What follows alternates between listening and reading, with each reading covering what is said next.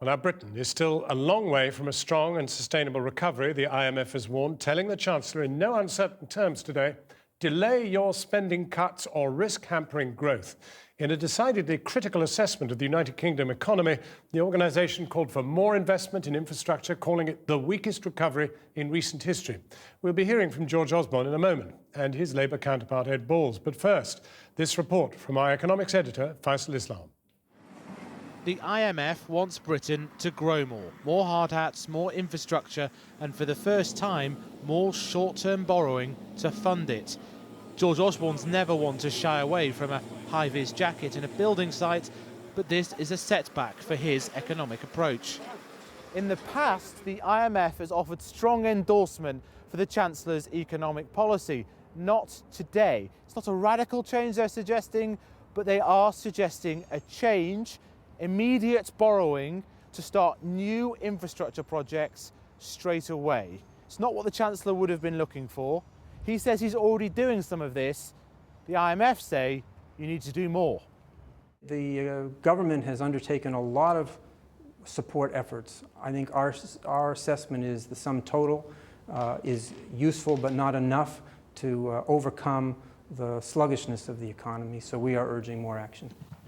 The men with the IMF briefcases have spent a fortnight on their annual health check of UK economic policy. They did welcome signs that the economy may be turning and that the Chancellor's already relaxed his borrowing limits, but warned on weak growth. Last year, the Chancellor was delighted when the IMF's Christine Lagarde said his policies were appropriate. Now they say that planned cuts will be a £10 billion drag on growth that needs to be offset this year. So what is the IMF prescription to help the British economy? It wants more infrastructure spending on roads and rail, tax cuts and allowances aimed at private companies, and to spend more on training to help low-skilled workers. This seems like the right time to be intensifying the infrastructure effort. Doing it now, when the impact would be very substantial, seems like a wise course of action. And yes, this is a fiscal policy. It would require the government to advance some of its present spending plans.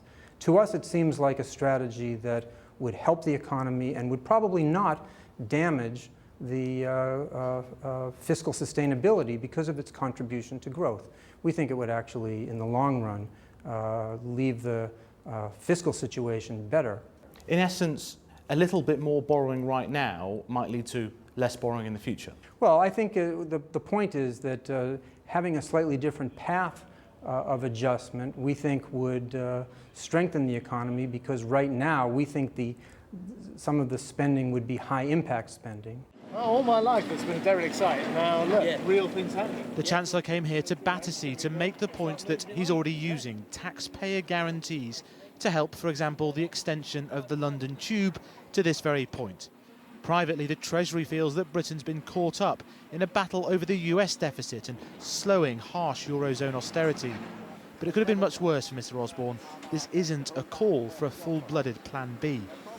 The really big picture from today's IMF report is that it illuminates just how flexible the Treasury and the Chancellor have been in pursuing their austerity policy when growth has disappointed. The problem is that the IMF now wants even more flexibility, and the Chancellor's saying no. Faisal Islam, Channel 4 News at the Treasury.